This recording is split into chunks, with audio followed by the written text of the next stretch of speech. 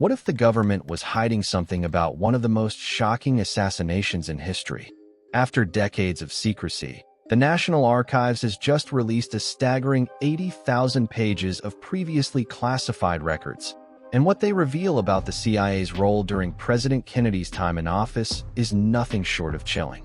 This newly released memo, written by Kennedy's own aide, Arthur Schlesinger Jr., describes the CIA as an independent power, operating beyond presidential control. But what was the CIA really up to before JFK's tragic death? Why were these documents kept secret for so long? And do they reveal a deeper conspiracy behind the events of November 22, 1963? Let's uncover the truth together. The story of these secret files goes back more than 60 years. After Kennedy's assassination in 1963, countless theories emerged about what really happened that day in Dallas. To silence speculation, Congress passed the JFK Records Act in 1992, demanding full transparency. By law, all assassination-related documents were to be released by 2017. But there was a catch. Both President Donald Trump and President Joe Biden delayed the release, citing national security concerns.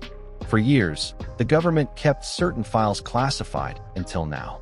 One of the most shocking discoveries in this new release is a June 30, 1961 memo from Arthur Schlesinger Jr. to President Kennedy.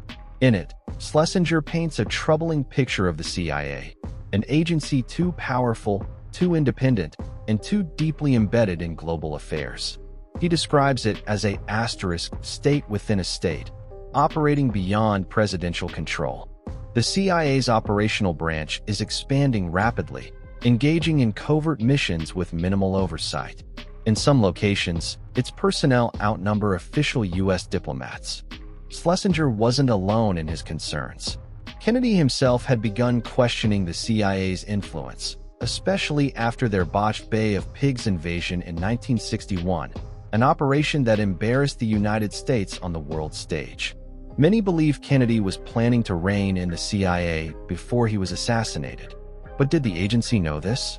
And if so, what lengths would they go to stop him? Beyond the Schlesinger memo, the newly declassified files contain detailed evidence of CIA surveillance operations leading up to Kennedy's assassination. For instance, the documents confirm that between December 1962 and January 1963, the CIA wiretapped Soviet and Cuban officials in Mexico City, a hotspot for Cold War intelligence. These records even describe advanced wiretapping techniques, including the use of invisible chemical markings on telephones, detectable only under ultraviolet light. But what was the CIA looking for? And why did these operations coincide with Lee Harvey Oswald's alleged visit to Mexico City just weeks before the assassination? Could Oswald's presence there have triggered heightened surveillance?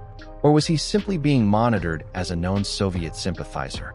The government's delay in releasing these files only deepens the mystery. If these files do not directly implicate anyone in Kennedy's assassination, why did it take over 60 years for the full release? According to the Director of National Intelligence, Tulsi Gabbard, only a handful of documents remain classified, primarily those sealed under court orders for grand jury secrecy or related to tax records. But some believe that certain secrets are still being kept from the public. Schlesinger's memo suggests that even in 1961, the CIA operated with significant autonomy. Kennedy's push for greater oversight may have put him at odds with the very intelligence community he was supposed to lead. Whether this had any role in his tragic fate remains unknown. But what is clear is that these declassified files shed light on a turbulent period of U.S. history. So what does this mean for history? Are we any closer to the truth? Or is the real story still hidden in the shadows?